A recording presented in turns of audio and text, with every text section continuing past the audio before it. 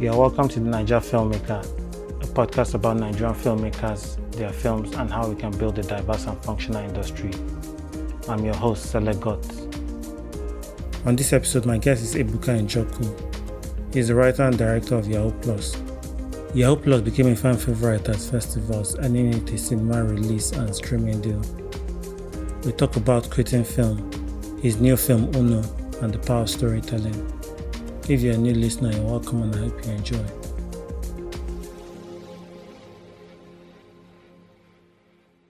Hi Ebuka, you're welcome to the Naija Filmmaker. Hi, Sele. Thanks for having me. Yeah, you're welcome. Can you introduce yourself? Well, I'm Ebuka Njoku. I'm a Nigerian filmmaker. I believe in the concept of changing the world one shot at a time. I think that's basically it. Yeah. My first feature, Yahoo Plus, was in the cinema for a couple of weeks, and then it's currently showing on Netflix.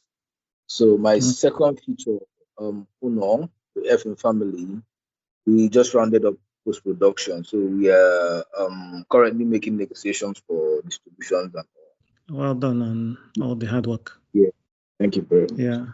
All right. So before we kind of get into your background, I think both of us share this would I say mission of changing the world a story at a time. How powerful do you think stories are that you think it can actually change the world? I mean, stories are one of the. I mean, storytelling is one of the strongest elements on earth. I mean, because basically everything in the world is storytelling. You know, on social media, when you come on social media, what you are seeing are people's stories.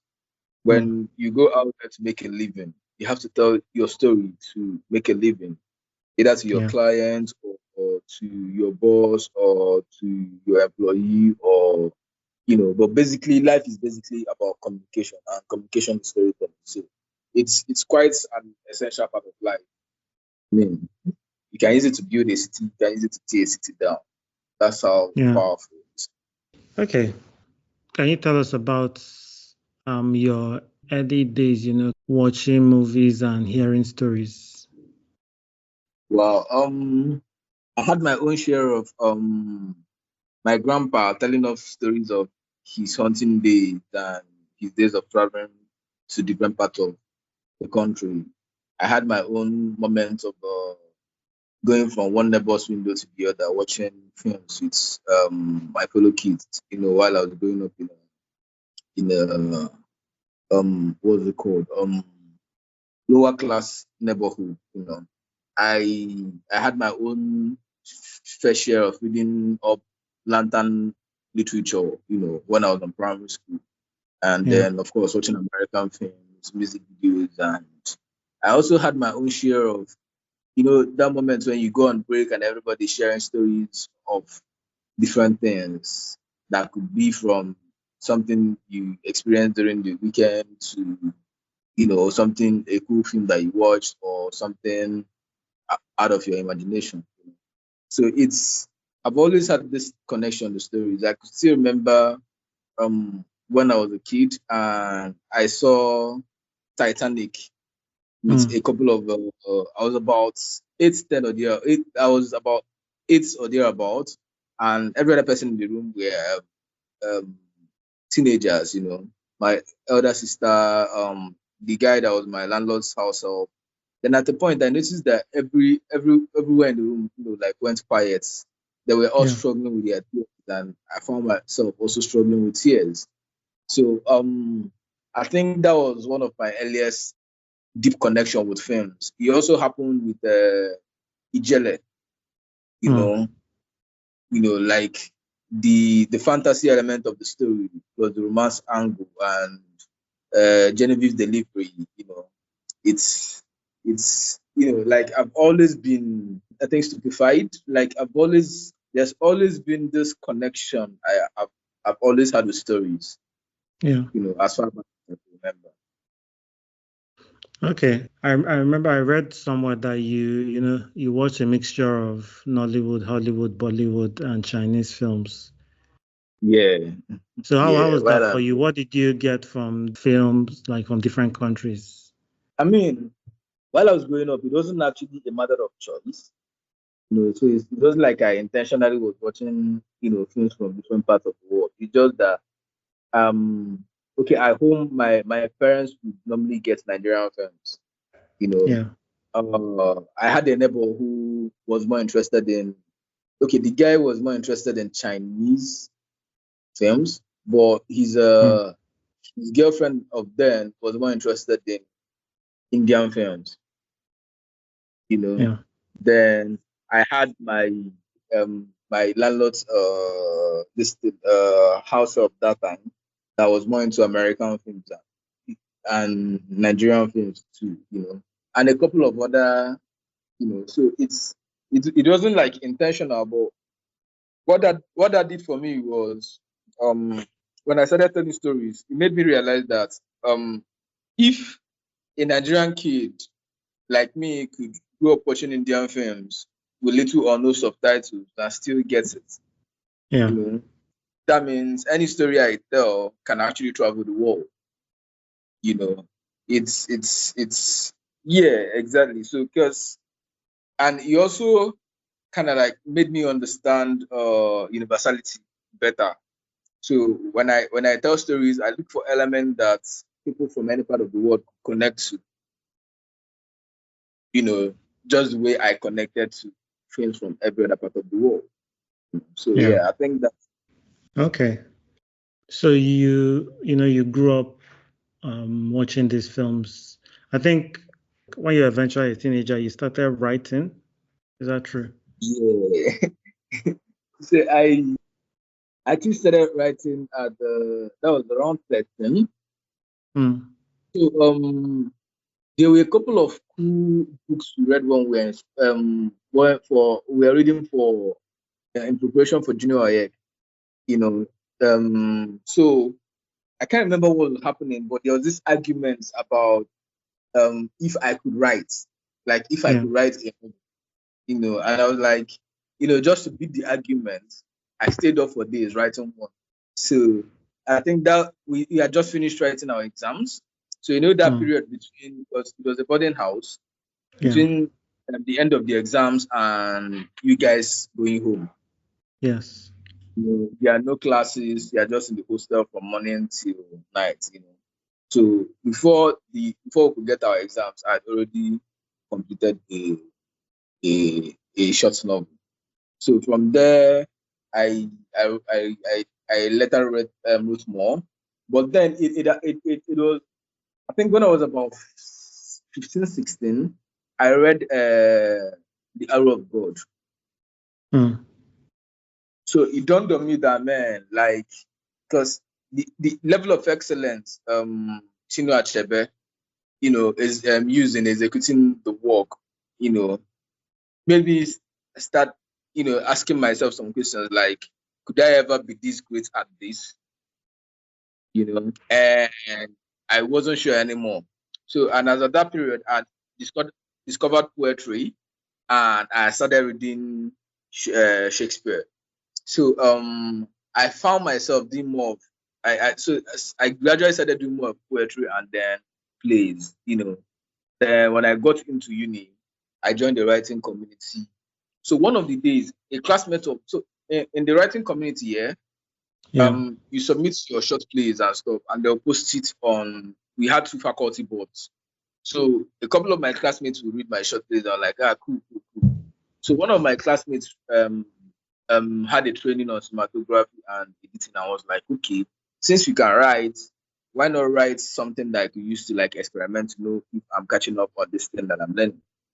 Yeah. So I wrote the script. From there, we started making films together, basically. So how was that first film that you guys made? How did it come out? Of course, it's not something I'll be proud to share anyone, but it's And this was it's in university, yeah? yeah, yeah, yeah.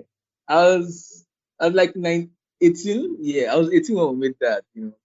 Okay. So even a year later, I directed my first short, like what would be my first short film. I could still remember the title, Picnic to Hell. Yeah, but the first one we did, like I didn't direct it, I just wrote it. That one was just a day. Yeah. So it was someone died in the hostel, and there was this. So within just a day, they discovered who killed the person. Yeah. Okay. So the second one, the one that I directed, was Picnic to Hell, about a group of students that goes for a picnic in one building like that, and gradually one of them start dying, and all of that and all. So I think I made about 3 shots. We made about 3-4 shots that I'm not sure we are interested in showing anybody. Just kids who are interested in filmmaking, just making films and having fun. What did you learn from those short films that you made? I mean, it was the thing about making those shots was I made them with my friends. So it meant that every time we were together, we were discussing films. Yeah. I could remember back in those days, we would sit up in the library dissecting Clarence Peters' shots, or Steven Spielberg's shots too. Basically, we were just hanging out, analyzing films, music videos, literature, and every other thing in between. So it also made it easy for me to like get a sense of style on time, because we needed to be different. So we are always pushing each other to try something different, but we are also pushing each other to like discover each other better. So now, one of those guys I used to make those films with was the cinematographer and a co-producer in Uno. The other one is did the post-production, like his company did the post-production, and then he's also one of the associate producers of the project. So it's still, I'm still hanging on with my day one niggas, basically. So, and it's easy for us to work together at the pace we can, at the capacity that we can, because we built the relationship over years of working together. Yeah. So yeah. You mentioned, finding your voice early on because I guess you dabbled in a lot of shots. So would you say like the kind of films you want to, be putting out there? Yes, of course. I mean, even before I made my first feature, I think I knew the kind of filmmaker I wanted to. Okay. I'm studying a couple of people, so I can't really say this particular person, but the person's closest to what I want to achieve through films are George Lucas, Steven Spielberg, Tyler Perry in terms of producing, and then Amaki Igwe in terms of understanding what makes Nigerians tick, like what makes Nigerians tick in terms of storytelling, if that makes sense. Yeah. And also Amaki Igwe also has this this structure of training people, over time, that if you've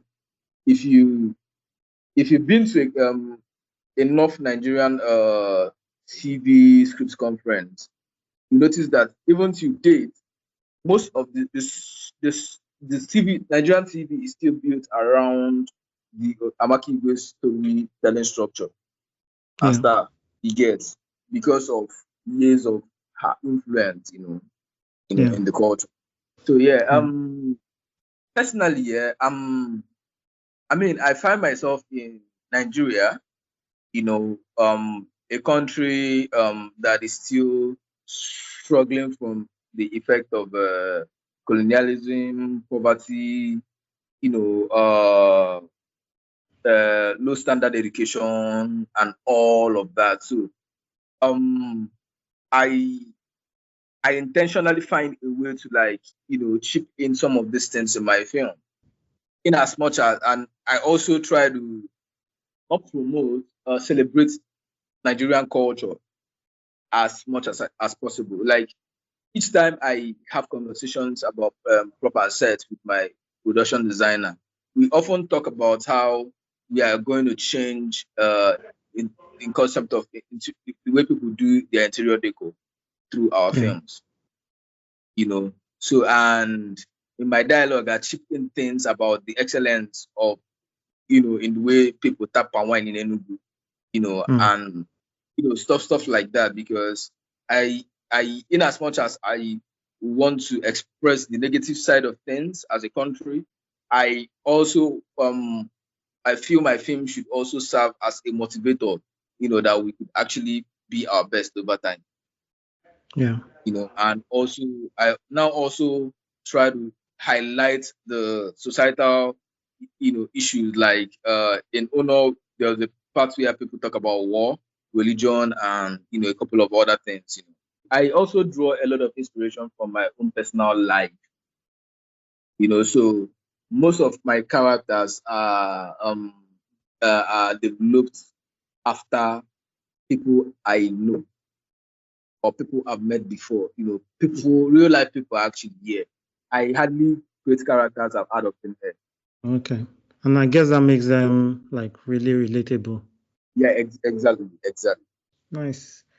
Okay, so you mentioned like a lot of Nigerian TV these days, it's kind of built around how Amaka Egwe told stories. Can you tell us some of those things that Amaka Egwe made popular in terms of the structure of telling Nigerian stories?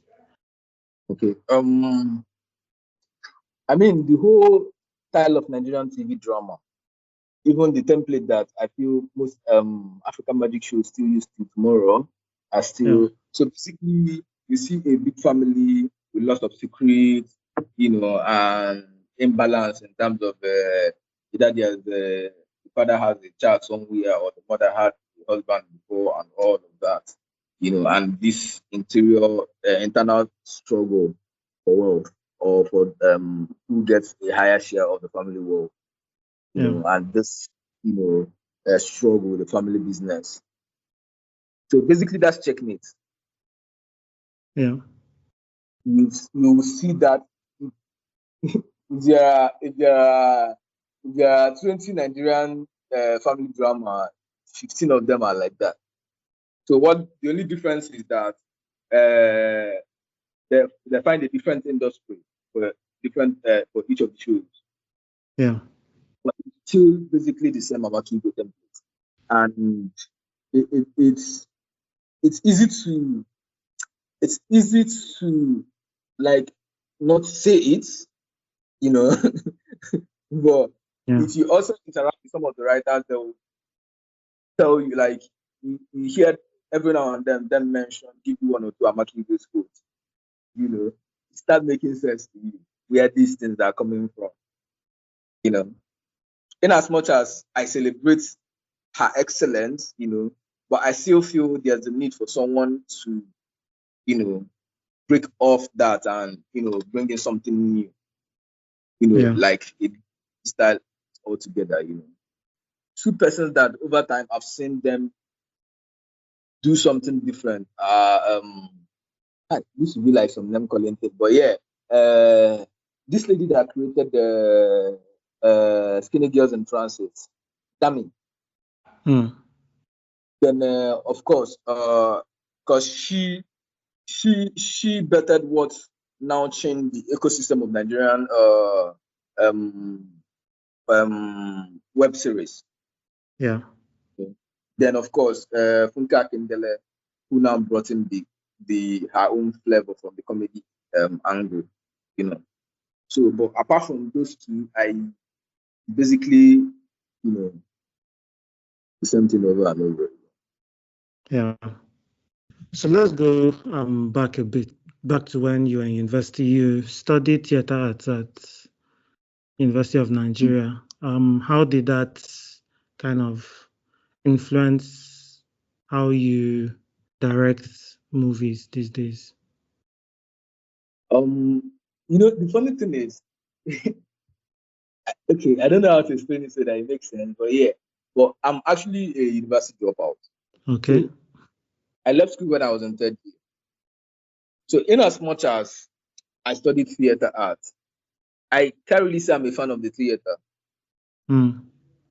because it got to a point where I would read Shakespeare's play and I would notice um there's always a character. There are sometimes characters in plays of those eras that in between comes in and explain one or two things to the audience. Or Yeah. I can't remember what it's called. But yeah. So every now and then you notice Shakespeare complaining of the limitation of the stage. Yeah. Okay, that was in a time when the stage was all they had. So at some point, especially in I think Henry VI or Henry V, either Henry V, 4, 5, or 6, I can't remember. So the play starts with I've forgotten the name of what these characters are called. So the person comes on stage, narrator, yes, ahead, and says something in the lines of he wishes this wasn't a stage so that they had the same number of soldiers that experienced the war in real Yeah. life on stage, so that we'll see the fight for real, so that they will have real blood instead of this makeup and stuff that they are showing you. So I'll Yeah. read stuff like that. I'm like, if Shakespeare was born when I was born, he wouldn't be a playwright. He wouldn't be a poet. He would be a filmmaker that probably releases an EP with swing, like a couple of songs with the swing. Yeah. Yeah, but because today's version of playwriting is actually music, you know. So the idea of being a theater state practitioner stopped making sense to me. So when that happened, I started losing interest in classes and all of that and all of that. But then being a theater art student meant that I would attend rehearsals every day Yeah. for the 2 years plus that I was in the department. So that means I was watching my lecturers do audition and watch them turn an average actor to someone that shocks everybody at the night of the performance. That means I'd gone from watching people, be mid at something and then over time get great at it. So Yeah. and those things are subtle training on casting, directing, and the whole process of filmmaking. The only difference is now there's a camera in between. You Yeah. know. So it's in as much as I left theater art, I can't deny the fact that it's contributed a lot to what makes me a filmmaker. If not for any other thing, we also had this big ass library in my department that I would go, read books on theater and film history and all of that. So yeah, it's really contributed a lot. Okay. Nice. I don't know whether this was when you're in university, but I think you have a credit as the creator for Crazy Lovely Cool. Oh yeah. Okay. So I created the show. I noticed that while we are trying to develop it, I noticed that the producer wasn't in line with the idea I had for the film. You know, so we are having lots of creative differences.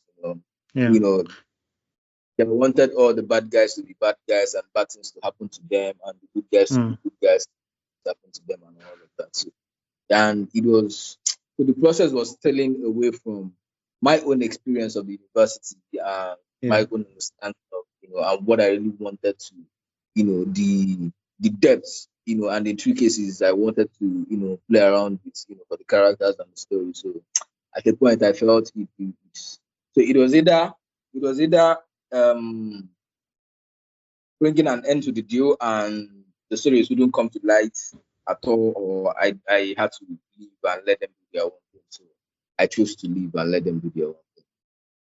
Okay. And I guess at that point, then it got made based on a different creative direction.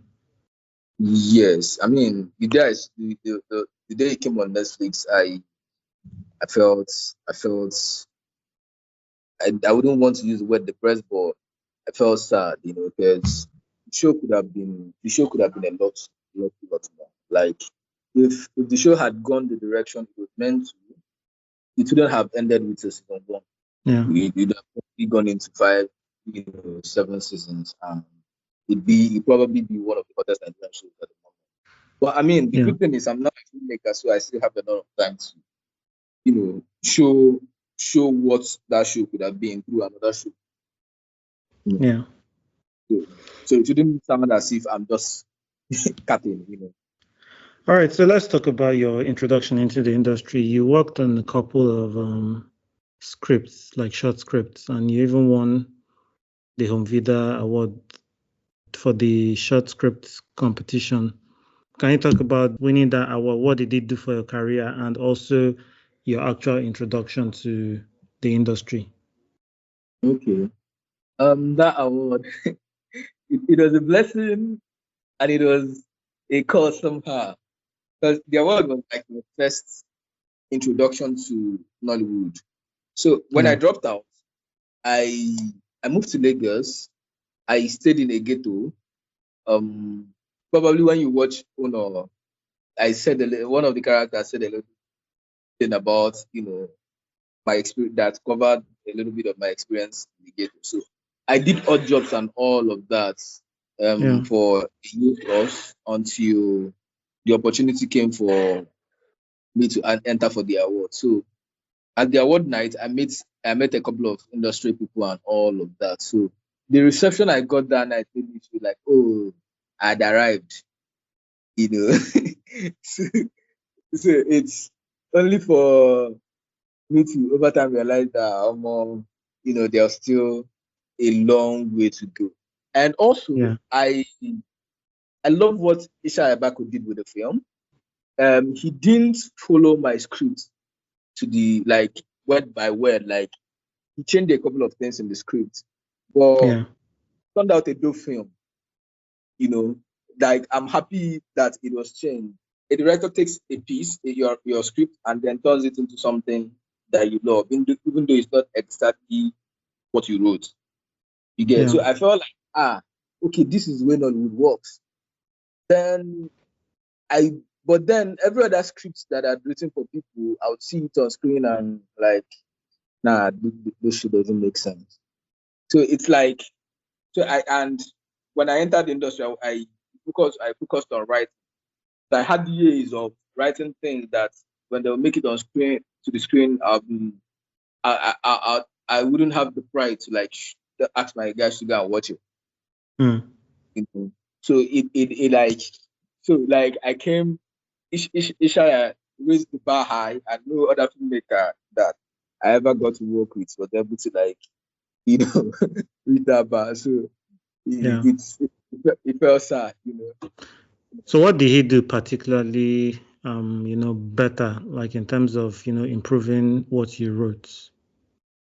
I think it's just because this thing is not that hard. Yeah, it's basically being open to understanding the story from where it came from, and then allowing the story to pass through you, and then breathe your own sense of your own eye of creativity into it.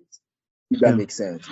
Unlike getting a material and without understanding the material or where the maker is coming from, without planning properly, without having an understanding of the whole idea, you just gotta make rubbish. So I feel that's what he got different. Like you could tell when you see the short film that the filmmaker understood the idea behind it and went give it his whole all. I mean, it shouldn't be that difficult. I mean, at this point, I'll ask you to mention three random things about yourself.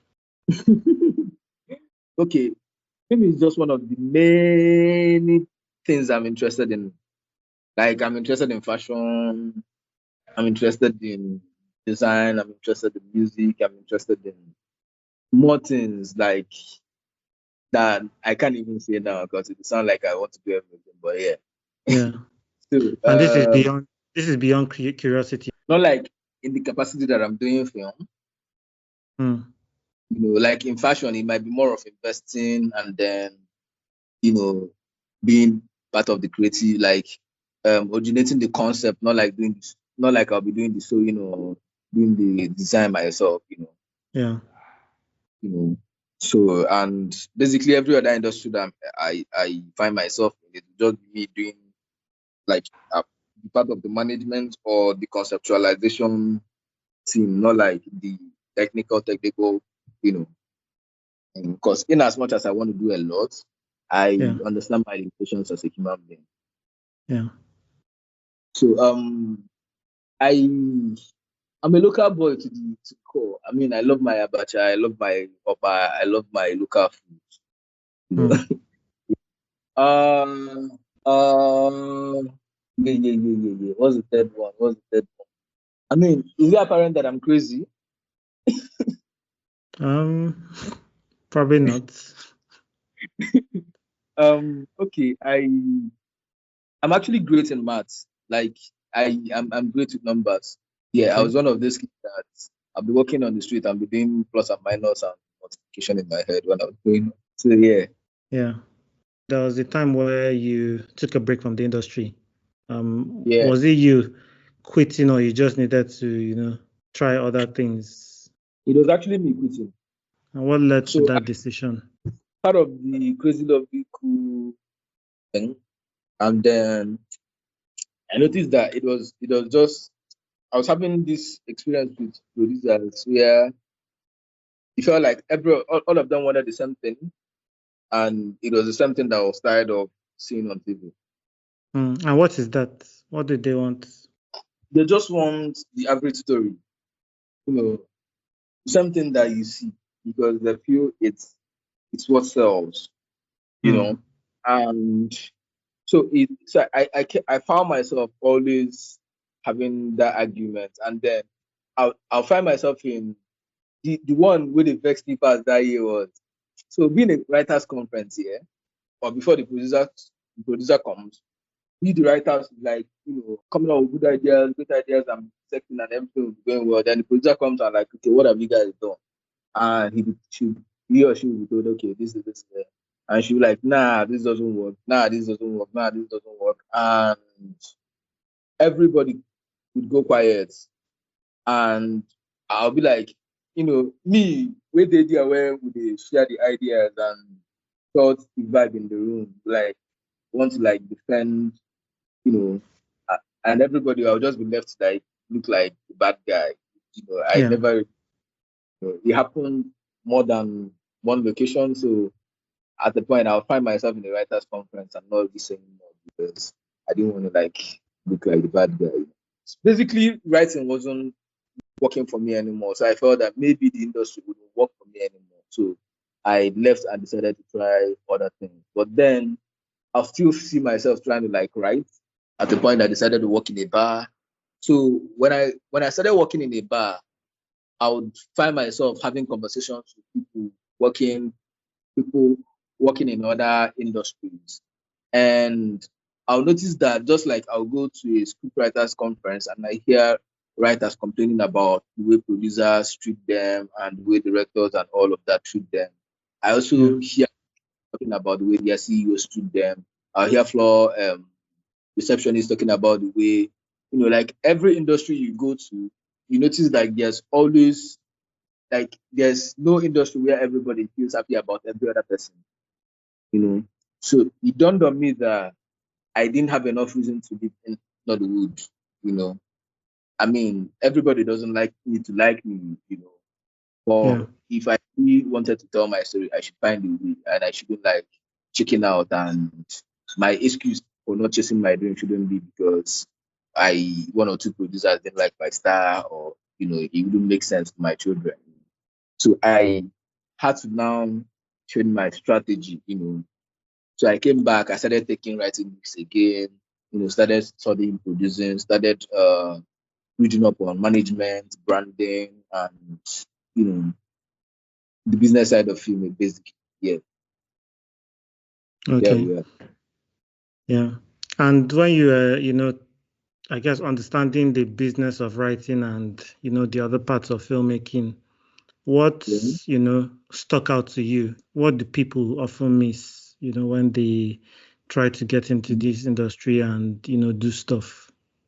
Recently, what I noticed that people miss is we, just like everything in life, people chase, people focus more on the less important things than the important things.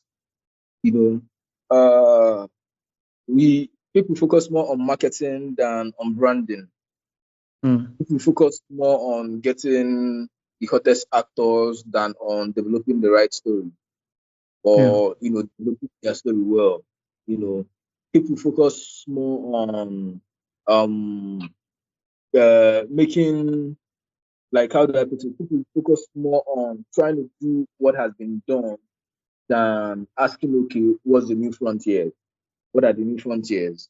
You know, and recently people focus more on doing high budget thing than managing their resources well to achieve better. yeah, Because to that to us now, if you are not doing a 50 million naira film, you are not a serious filmmaker. mm, But for an industry that needs more resources, the question should be, how can we actually achieve more with less, instead of always shouting budget, budget, budget, budget, budget. You know, it's but the on the other side of it, you understand that because Nigeria is a poor country, our economy is still struggling. We don't have as much support in terms of resources as mm, our foreign counterparts. So it now makes us scared of taking more risk, yeah, yeah, and that makes it harder for us to like grow. Yeah. So, but once it comes to that understanding, you realize that that should actually make you take more risk because you have less to lose. yeah, You get so, but I mean, we've been here. Nollywood. I mean, how many years has Nollywood been in existence to begin with? So I still understand the fact that time also has to play its own part. mm, You don't expect people to like, become the best all of a sudden. We still need to like take time in developing things. I mean, Hollywood, Americans have had Hollywood for like over 100 years, and they're also, um, apart from the filmmaking aspects, they also contribute in developing the cameras and the studio structures and all of that. Unlike yeah, us, that we came at a point where, I mean, we started our cinema culture in Nigeria started at a point where it was beginning to like die in other parts of the world, so to say. yeah, Either So but it's an industry I'm I'm very, how do I put it, optimistic about, because I interact with younger filmmakers, I read their script, and I see the potentials in Hollywood, and I can't wait for that time to come where things are better, and we make better moves. yeah.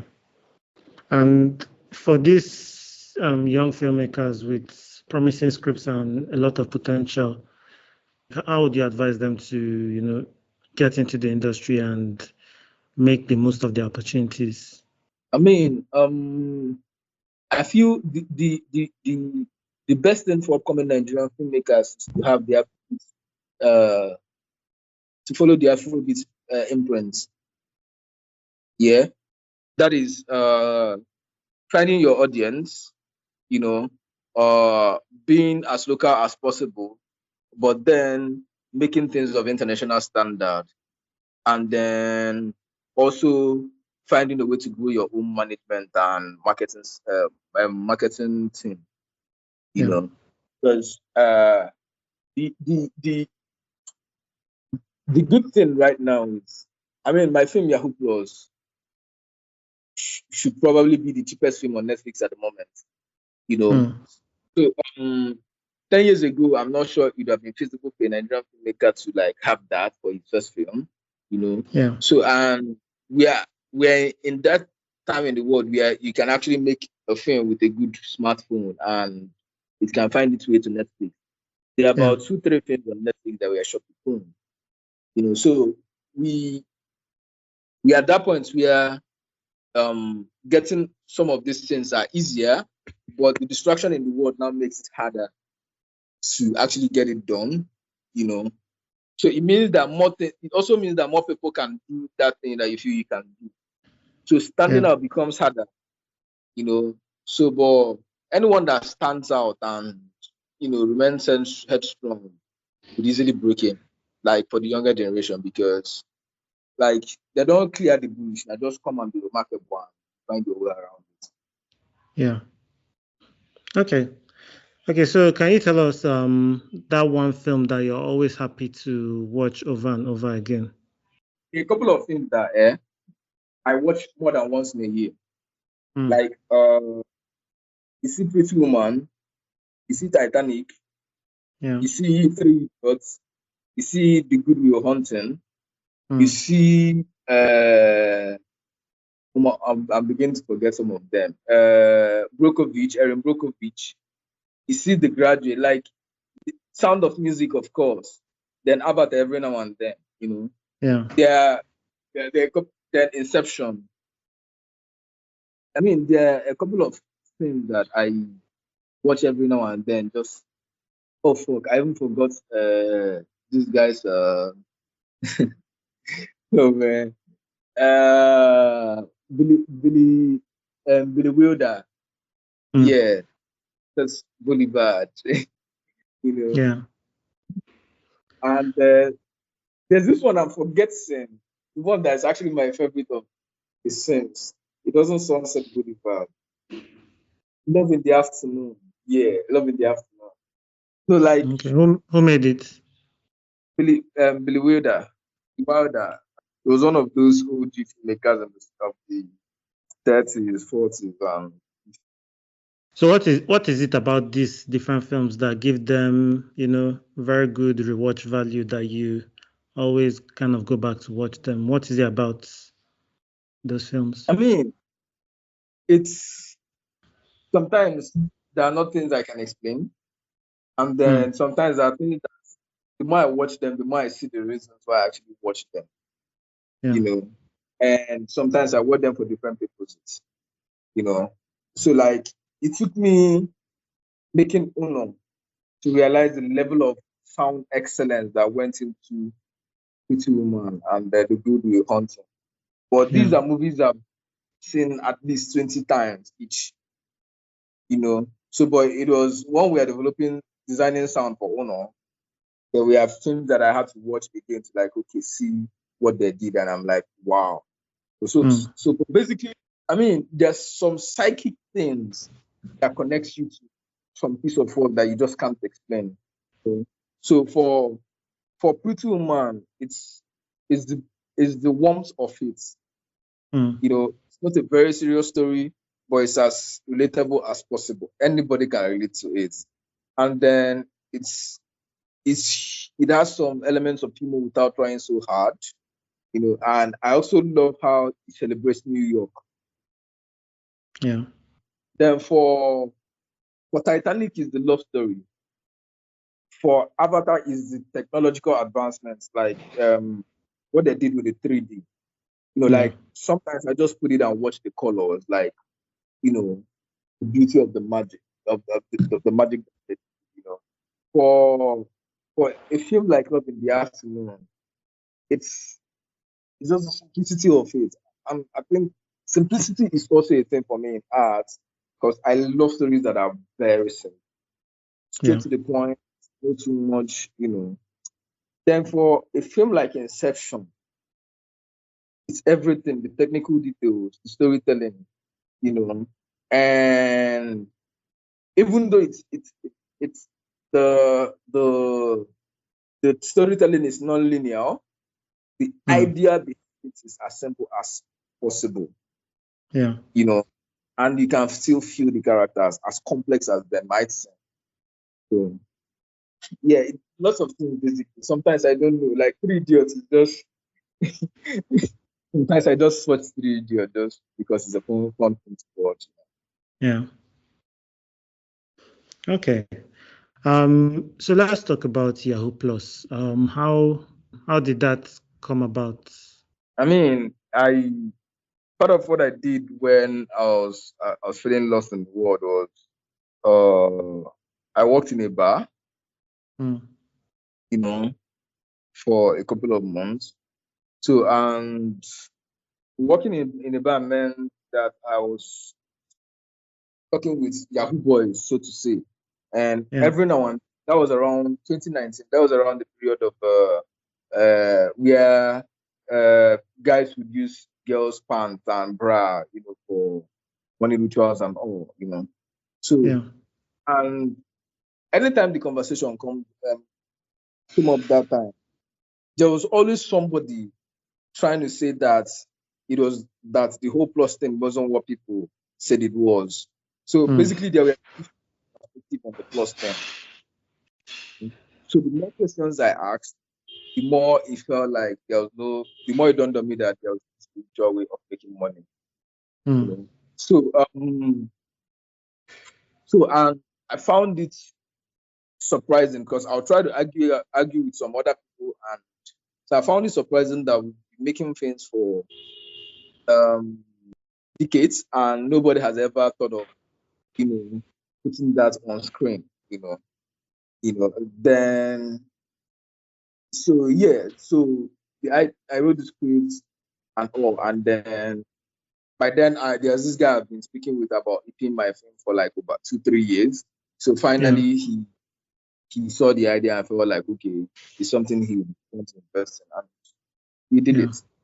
In terms of execution, what were the different kind of aspects that influence your choices in how Mhm. you wrote some of the scenes and how you shot it and all that? I mean, it's so first was I saw this film 1917. Yeah. You know that the cinematography was made to seem like it's one seamless shot. Yeah. You know, then I because I knew for my first film I had to conquer a market. I had to define my audience. Then I had to then I knew that I didn't have enough money for marketing. So film festivals was going to be my number one way of marketing the film. So it Yeah. also had to be film that film festivals accept. Yeah. Yeah. So for cinematography, it was basically 1917. And I mean, one of my favorite filmmakers ever is Spielberg. And Spielberg and his cinematographer, Janusz Kaminski, they play around one takes. They play with one takes like a lot. So Yeah. I've always been fascinated by one takes. So, but then beyond style and everything, um, Yahoo Plus was meant to be a nightmare. You know, the idea of Yahoo Plus is what's the worst that can happen when two guys that want to do Yahoo Plus meet two runs girl on a night out. Mm, You get so so basically for you to capture that story, it has to be the story has to feel dark, and it has to have a naturalistic feel. So the sense of one take is for you not to ever feel like it was short. So the idea was for yeah. it to feel like okay, this was happening and someone was lucky enough to capture them with the camera. Nollywood, over the years, the industry has been growing in leaps and bounds. There are So, things that have improved monumentally, and there are things that are still, same old problems. For you, what is that one thing that, as an industry, you should focus on, improving? um, I feel it's storytelling diversity. Yeah. You know, in the sense that I feel we are too young an industry to be making rules about what the audience wants to see and what they don't want to see. Yeah. Or making rules about things that can travel and things that cannot travel.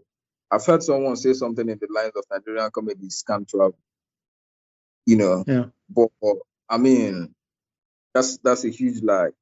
I've heard people say things in the line of Nigerians don't like horror film.